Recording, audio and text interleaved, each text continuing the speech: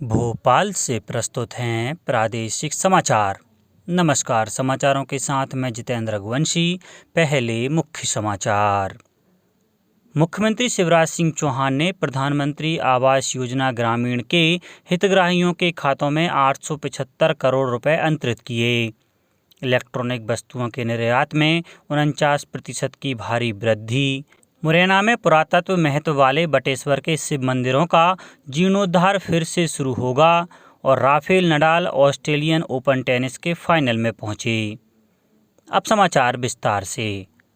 मुख्यमंत्री शिवराज सिंह चौहान ने कल राजधानी भोपाल के Kushabhau Thackeray international convention centre से प्रधानमंत्री आवास योजना ग्रामीण के अंतर्गत हितग्राहियों को 3.50 लाख नवीन आवासों की स्वीकृति एवं हितग्राहियों को आवास निर्माण के लिए प्रथम किस्त के तौर पर 875 करोड़ रुपए का वितरण किया।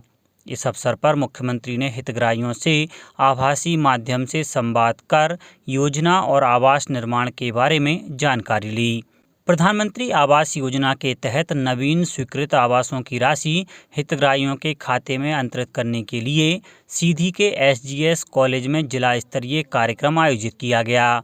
कार्यक्रम में सांसद रीति पाठक, सीधी विधायक केदारनाथ शुक्ला, धौनी विधायक कुंवर सिंह टेकाम समेत कलेक्टर MR खान मौजूद रहे।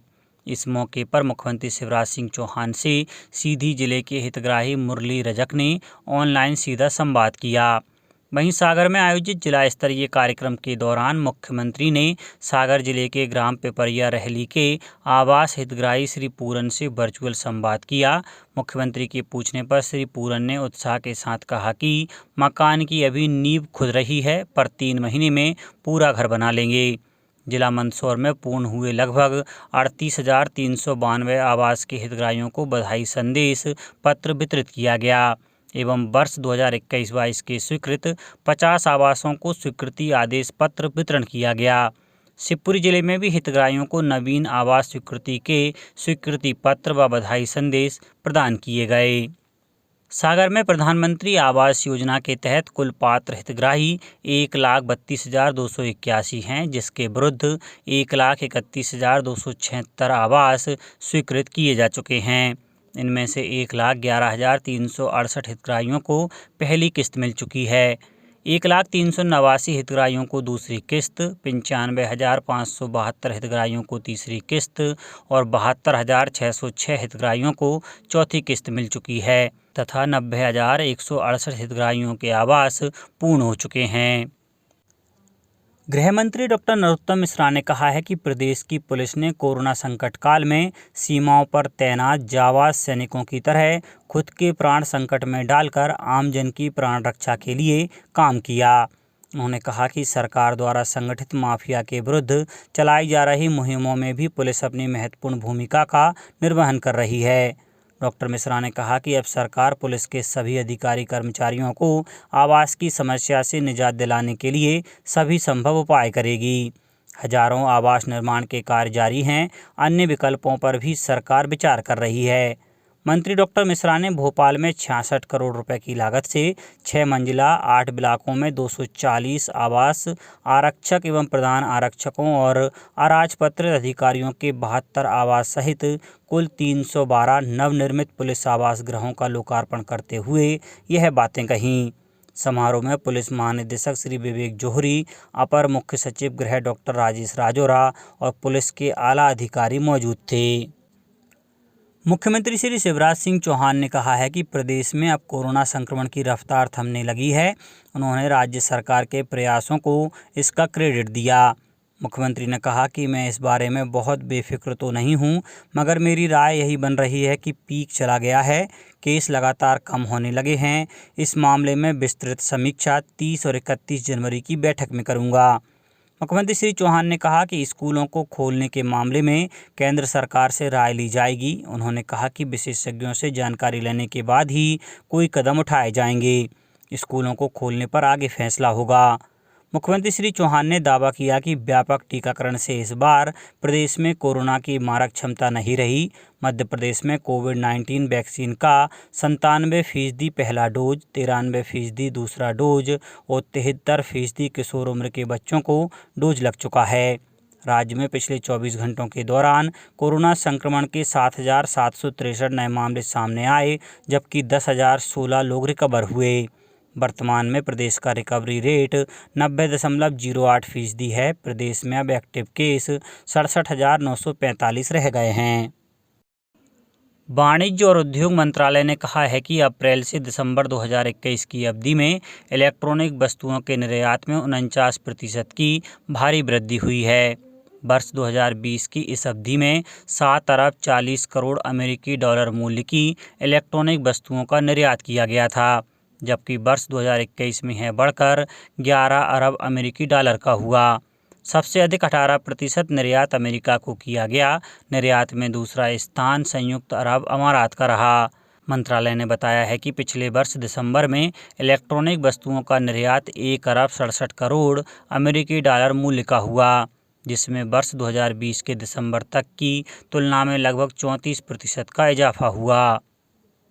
भारत के स्वतंत्रता संग्राम में अपने जीवन का बलिदान देने वाले शहीदों की स्मृति में 30 जनवरी को प्रातः 11 बजे सभी शासकीय कार्यालयों में 2 मिनट का मौन रखा जाएगा।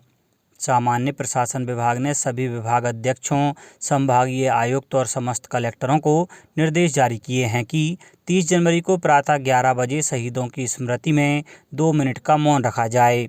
शहीद दिवस को संपूर्ण गरिमा के साथ मनाने की अपील की गई है। इस दिन को व्यापक रूप से आम जनता की भागीदारी से मनाए जाने के लिए प्रातः 11 बजे प्रदेश में कार्य और अन्य गतिविधियां रोक दी जानी चाहिए और 2 मिनट का मौन रखा जाना चाहिए।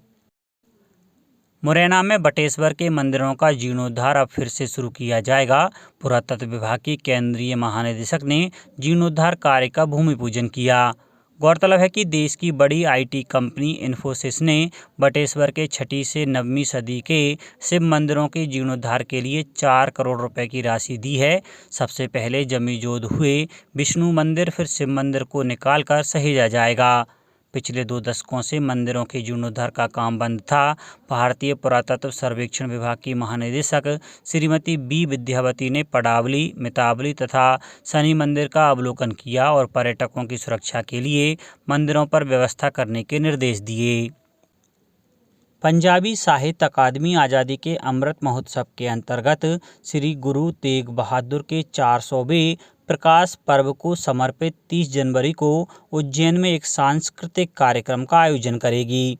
पंजाबी साहित्य अकादमी की निदेशक श्रीमती नीरू सिंह ज्ञानी ने बताया कि उज्जैन में कालिदास अकादमी परिसर पंडित सूर्य नारायण व्यास संकुल में आयोजित कार्यक्रम में प्रगट भय गुरु तेग बहादुर जी शीर्षक से नाट्य, मंचन, ध्वनि एवं प्रकाश कार्यक्रम प्रस्तुत किया जाएगा। श्री गुरु तेग बहादुर का जीवन एवं दर्शन विषय पर केंद्रीय डॉक्टर पिलकेंद्र अरोरा एवं बीबी अमृत कौर द्वारा व्याख्यान प्रस्तुति एवं राज सचदेव और दल शबद कीर्तन की प्रस्तुति देंगे। मुख्यमंत्री श्री शिवराज सिंह चौहान के नेतृत्व में चलाए जा रहे मास्क ही है जिंदगी अभियान में 28 जनवरी तक 2,91,631 मास्क जरूरतमंदों को वितरित किए जा चुके हैं। यह अभियान 20 जनवरी को सभी नगरीय निकायों में एक साथ शुरू हुआ था। नगरीय विकास एवं आवास मंत्री श्री भूपेंद्र सिंह ने बताया है कि नगरीय निकायों द्वारा नागरिकों को कोरोना से बचाव के संबंध में जागरूक करने के लिए विभिन्न गतिविधियां की जा रही हैं।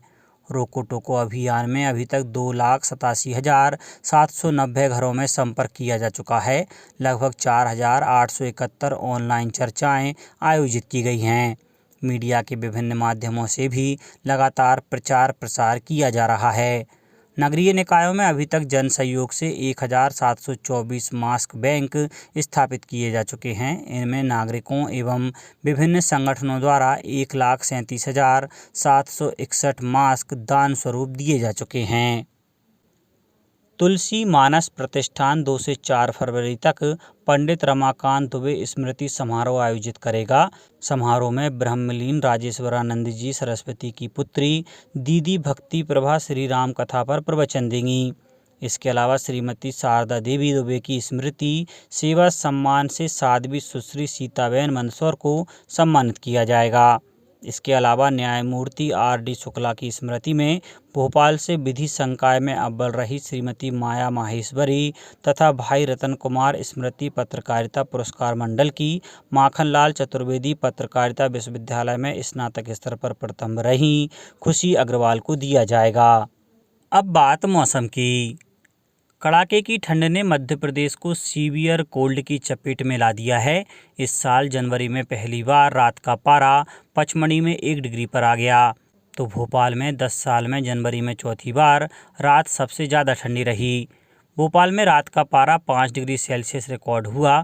भोपाल में सीवियर कोल्ड वेव तो ग्वालियर और उज्जैन में कोल्ड वेव रही।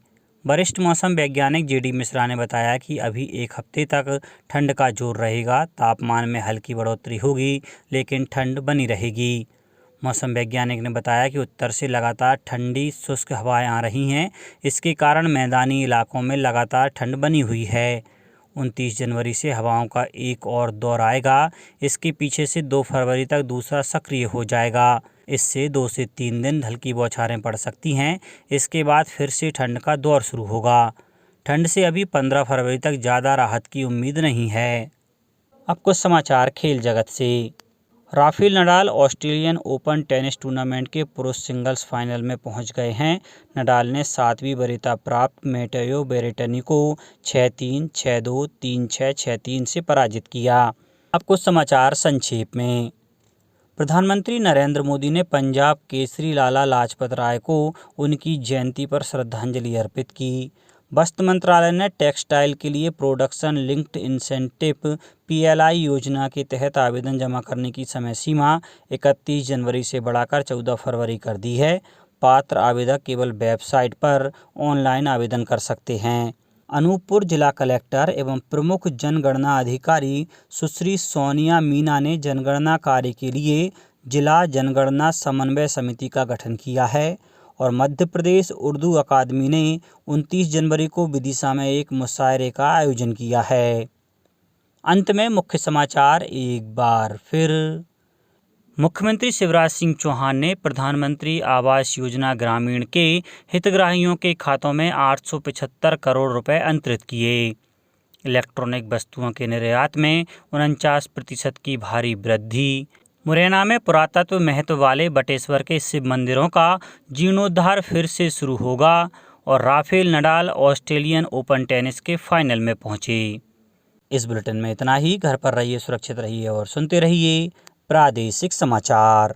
नमस्कार।